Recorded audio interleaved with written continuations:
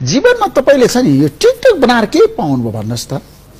TikTok बनाएर त तपाईले भेट्न आएको हुन्छ, टिकटक नबनाएको भए कहाँ भेट्न आउँथे त? त्यति त कुरा बुझ्नु पर्यो नि हजुरले पनि। टिकटक धमलाको प्रश्नलाई हमला गर्दै मैले के भन्छु भनेपछि, धमलाजी तपाईले जिन्दगीमा पत्रकारिता गरेर के पाउनु भयो ल भन्नुस्। त्यतिखेर पुलिसको डन्डा खानुभयो कि या त एलिजालाई फिल्मको हिरोइनी बनाउनु भयो ल भन्नुस्।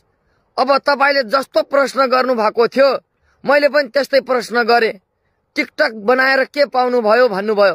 अब मैले पनि तपाई जिन्दगीमा यहाँसम्म पत्रकारिता गरेर के पाउनु भयो ल भन्नुस् त। अब यो प्रश्नमा तपाईले धेरै बुझ्नु पर्ने छ। तपाईले त अब भोलि शेरबहादुर देउपालाई देउपाजी तपाई किन 7 पटकसम्म प्रधानमन्त्री हुन सक्नु भएन भनेर भन्नुहोला। अनि केपी ओलीलाई चाहिँ तपाईको धमलामाथि हमला हुने यो कार्यक्रममा केपी ओलीजी तपाईले